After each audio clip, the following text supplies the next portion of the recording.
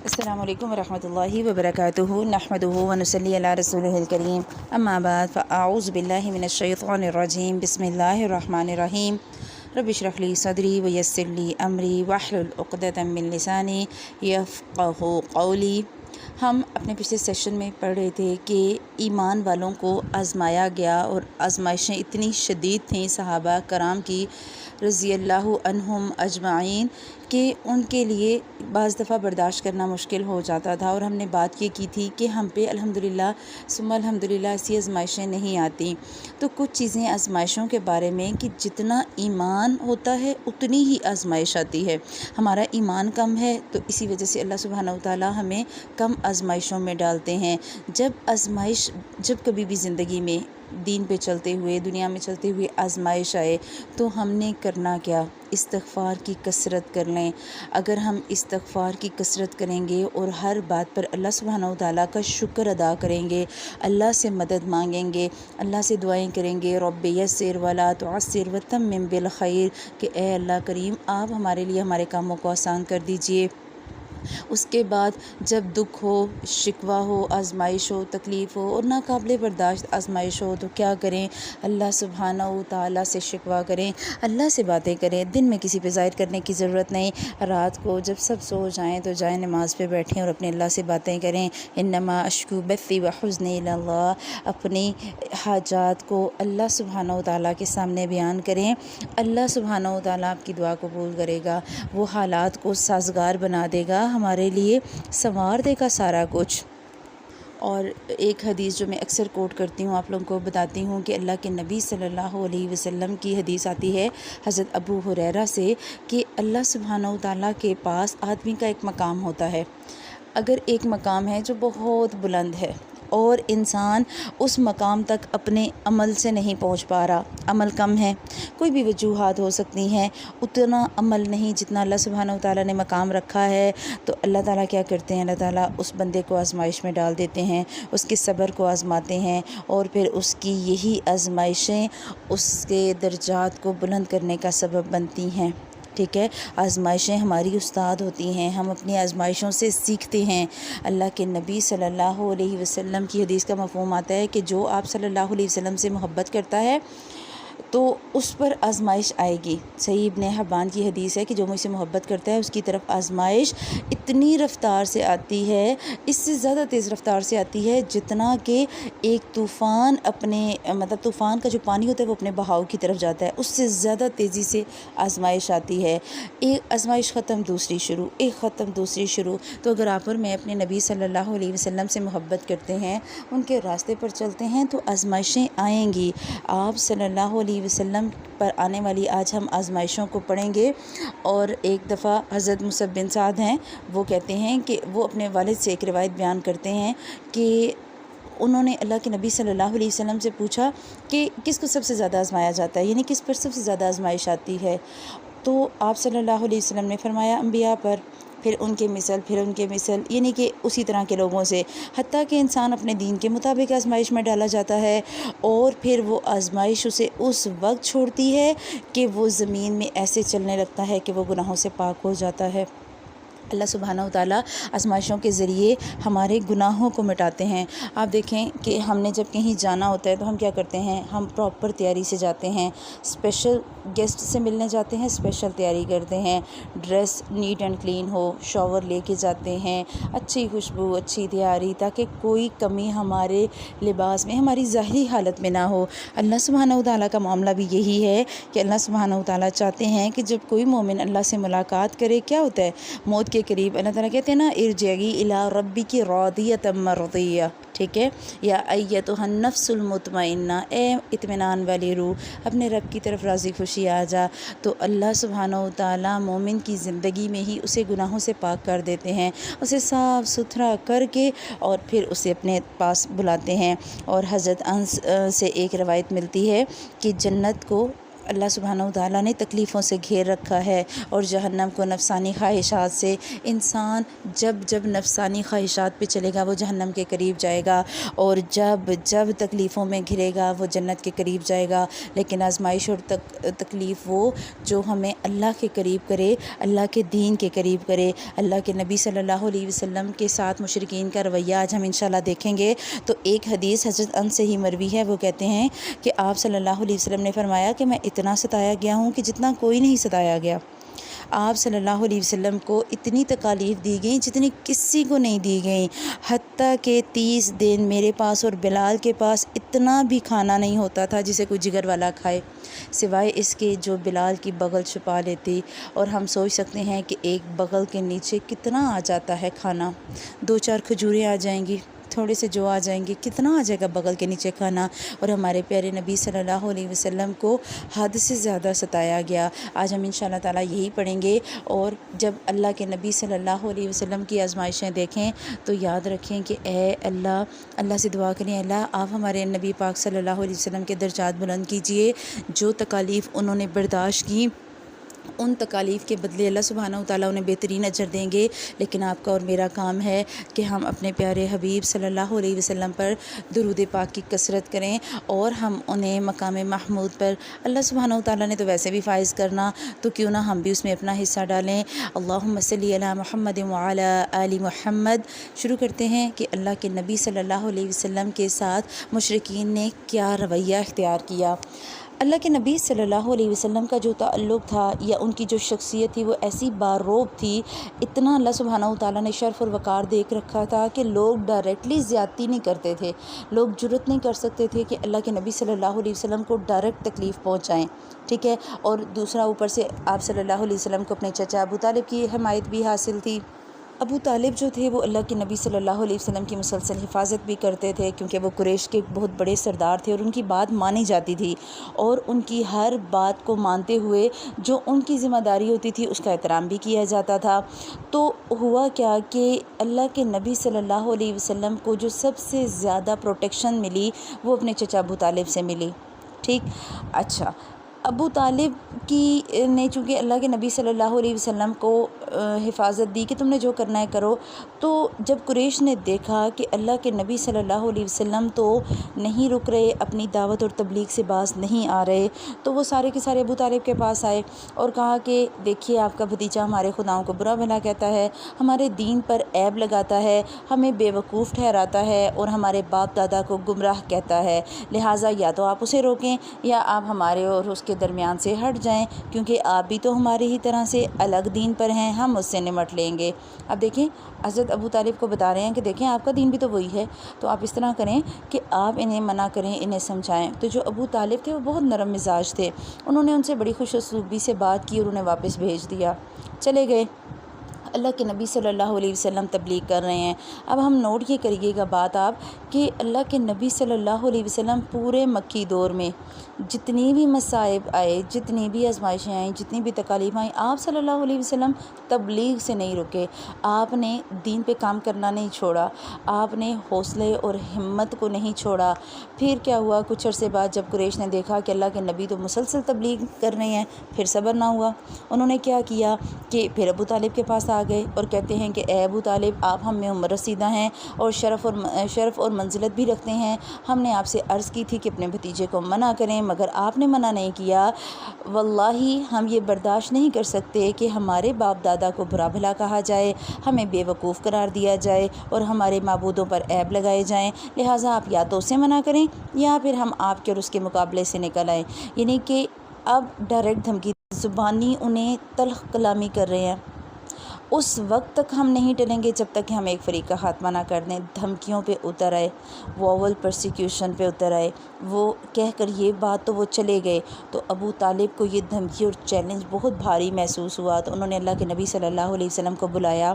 اور انہوں نے کہا کہ دیکھو مجھ پر رحم کرو اور اپنے آپ پر بھی رحم کرو اور مجھ پر میری طاقت سے زیادہ بوجھ نہ ڈالو۔ اللہ کے نبی صلی اللہ علیہ وسلم نے دیکھا کہ ان کے چچا کمزور پڑ رہے ہیں، تو آپ صلی اللہ علیہ وسلم نے فرمایا چچا جان واللہ اگر یہ لوگ میرے دائیں ہاتھ پر سورج اور بائیں ہاتھ پر چاند بھی رکھ دیں کہ میں اس کام کو چھوڑ دوں تب بھی میں نہیں چھوڑ سکتا، یہاں تک کہ یا تو اللہ اس دین کو غالب کر دے اور یا میں اللہ کی راہ میں ہلاک ہو جاؤں۔ اور یہ بات کرتے ہوئے نبی پاک صلی اللہ علیہ وسلم کی آنکھوں سے آنسو جاری ہو گئے، اور جیسے ہی ابو طالب نے آنسو دیکھے تو محبت تو تھی نا اپنے بھتیجے سے، ان کی قوت ارادی پلٹ آئی اور انہوں نے کہا جاؤ بھتیجے جو کرنا ہے کرو، میں تمہیں کسی بھی وجہ سے نہیں چھوڑ سکتا، یعنی کہ میں تمہیں ان لوگوں کے پاس ایسے نہیں چھوڑوں گا، جاؤ میں تمہاری پروٹیکشن پھر بھی جاری رکھوں گا۔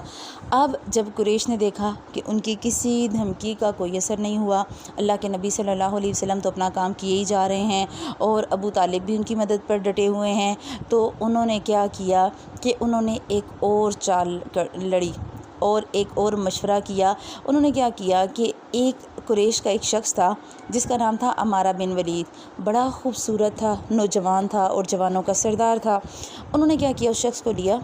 عمارہ کو، اور اللہ کے نبی صلی اللہ علیہ وسلم کے جو چچا تھے ابو طالب ان کے پاس آئے اور کہا کہ اے ابو طالب اس نوجوان کو ہم سے لے لیجئے اور اسے اپنا لڑکا بنا لیجئے، آپ اس کی مدد بھی کیجئے اور اس کی دیت بھی لے لیجئے۔ ٹھیک، اب دیت کیا ہوتی تھی کہ جب کسی کو قتل کیا جاتا تو اس کے بدلے جو مال دیا جاتا اسے دیت کہتے ہیں، تو بھئی اس کی دیت بھی آپ کی اور اس کے بدلے میں آپ کیا کیجئے، اپنا بھتیجا ہمیں دے دیجئے جو آپ کے دین اور آپ کے باپ دادا کے دین کا مخالف ہے اور جس نے آپ کی قوم میں پھوٹ ڈال رکھی ہے اور اس نے عقلوں کو معاف کر رکھا ہے، ہم اسے لے جا کر قتل کریں گے۔ بس یہ ایک آدمی کے بدلے ایک آدمی کا معاملہ ہوا۔ اب دیکھیں کتنے چالاک اور شاطر ہیں قریش کہ وہ کہہ رہے ہیں کہ آپ ہمارے ساتھ ہمارے بندے کو رکھ لیں اور اپنا بھتیجا ہمیں دے دیں۔ تو ابو طالب ماشاءاللہ بہت سمجھدار تھے، انہوں نے کہا واللہ تم تو لوگ انتہائی برا سودا کر رہے ہو، مجھے تو تم اپنا بیٹا دے رہے ہو کہ میں اسے کھلاؤں اور پلاؤں، یعنی کہ میں اس کی حفاظت بھی کروں، اس پہ خرچے بھی کروں، اور تم مجھ سے میرا بیٹا مانگ رہے ہو کہ تم اسے قتل کر دو۔ اللہ کی قسم یہ کبھی نہیں ہو سکتا۔ اللہ کے نبی صلی اللہ علیہ وسلم کے لیے ابو طالب پھر ڈٹ کر کھڑے ہو گئے۔ اب جب قریش ہر طرف سے ناکام اور مایوس ہو گئے، نہ ان کی کوئی دھمکی کام آ رہی تھی اور نہ ہی کوئی سودے بازی، تو انہوں نے کیا کیا کہ ڈائریکٹلی اللہ کے نبی صلی اللہ علیہ وسلم پر دست درازیاں شروع کر دیں۔ مسلمانوں پر جو سختیاں وہ پہلے سے کرتے تھے ان میں انہوں نے اضافہ کر دیا۔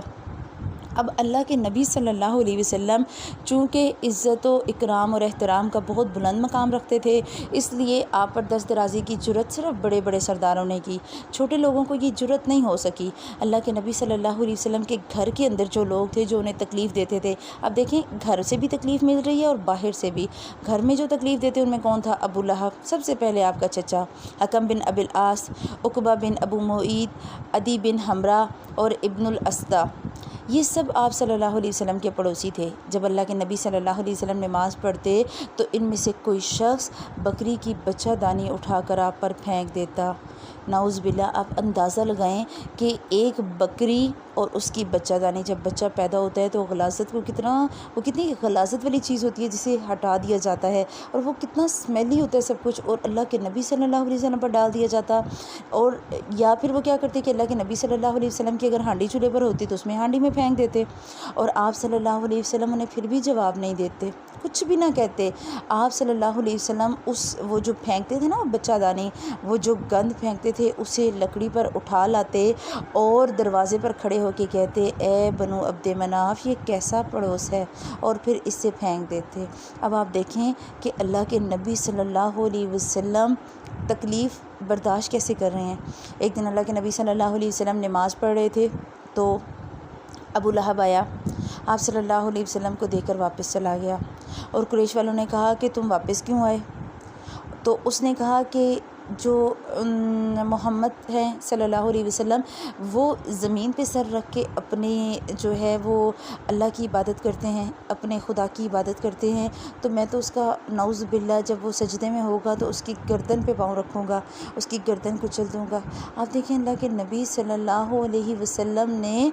کتنی تکالیف برداشت کی اسلام کی راہ میں، ان کے پڑوسی ہیں اور وہ انہیں تکلیف دے رہے ہیں۔ امیہ بن خلف کے بارے میں آتا ہے کہ وہ جب آپ کو دیتا تو تانے دیتا، آنکھیں مار مار کر اشارے کرتا، لوگوں کو ہشکارتا،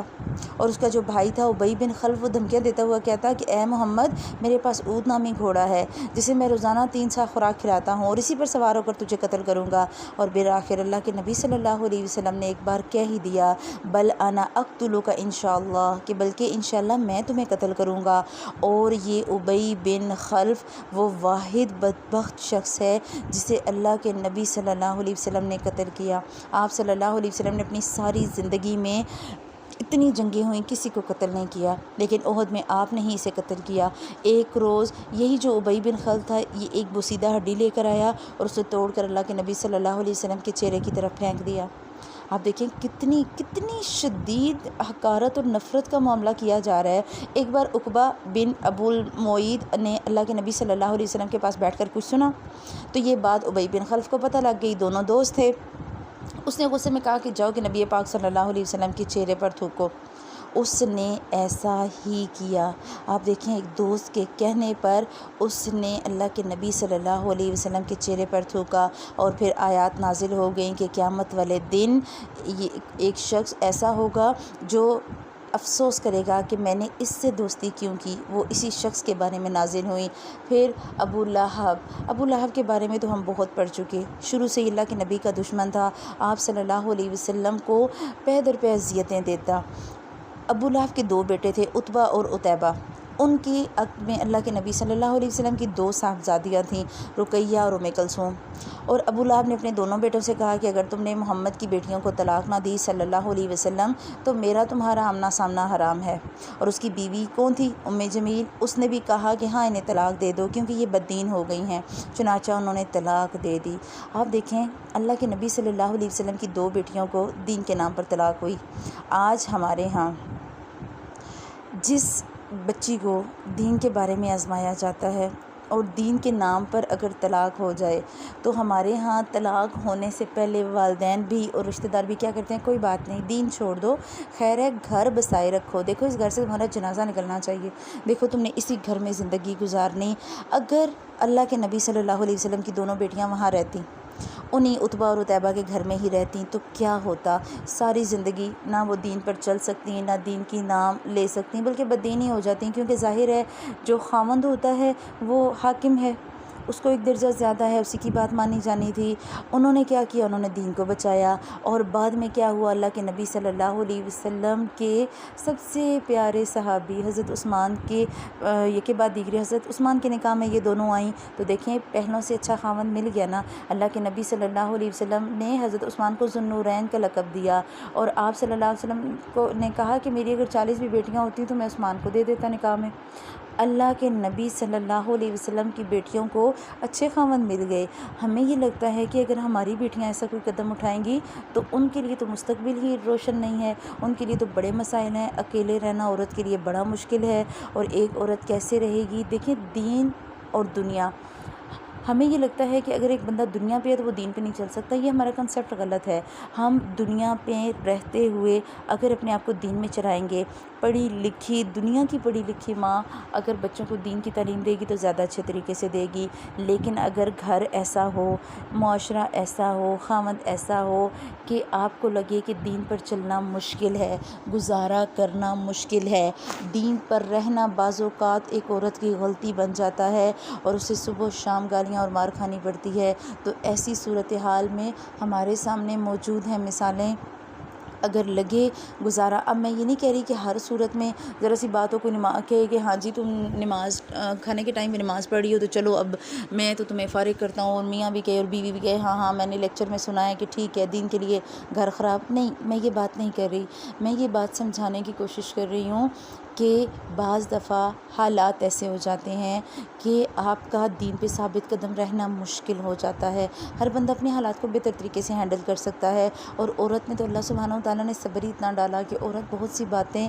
خاموشی سے برداشت کر جاتی ہے، تو حتی الامکان اپنے گھر کو بنانے کی کوشش کریں، لیکن اگر کہیں پر ایسا لگے کہ دین کی وجہ سے گھر خراب ہو رہا ہے تو پرائیورٹی دین کو دیں۔ اللہ سبحانہ و تعالیٰ آپ کو اور مجھے ثابت قدم رکھے، اللہ ہمیں ایسی آزمائشوں میں ڈالے ہی نہ کہ ہمیں اتنے کٹھن فیصلے کرنے پڑیں۔ اللہ سبحانہ و تعالیٰ ہمیں ہمارے ایمان پہ قائم اور دائم رکھے، ہمیں مضبوط رکھے، اور اللہ سبحانہ و تعالیٰ ہمیں اپنے نبی پاک صلی اللہ علیہ وسلم کی سیرت سے یہ بات سیکھنے والا بنائے کہ ہم نے زندگی کیسے گزارنی۔ مصائب پہ مصائب آ رہے ہیں، تکالیف پہ تکالیف آ رہی ہیں۔ نبی پاک صلی اللہ علیہ وسلم کی دونوں بیٹیاں اجڑ کر گھر آ گئیں، لیکن اللہ کے نبی نے صلی اللہ علیہ وسلم نے دین کا کام نہیں چھوڑا، تبلیغ نہیں چھوڑی۔ آپ نے اور میں نے دین کو نہیں چھوڑنا کسی بھی صورت میں، کوئی کمپرومائز نہیں دین کے لیے، کیونکہ قبر میں نہ بہن بھائی بچانے آئیں گے اور نہ ماں باپ بچانے آئیں گے، نہ خامند آئے گا اور نہ اولاد آئے گی، اور جس دن کوئی کام نہیں آئے گا، ٹھیک ہے، تو اس دن اللہ سبحانہ و تعالیٰ کی ذات اور رحمت کام آئے گی۔ تو ہمیشہ اپنے اللہ کو راضی رکھیں اور اپنے اللہ کے ساتھ حدود میں رہتے ہوئے اپنے رشتوں کو بھی بچائیں۔ اللہ سبحانہ و تعالیٰ آپ کو اور مجھے عمل کی توفیق دے۔ سبحانک اللہم و بحمدک، نشہد ان لا الہ الا انت، نستغفرک و نتوب الیک۔ السلام علیکم ورحمۃ اللہ۔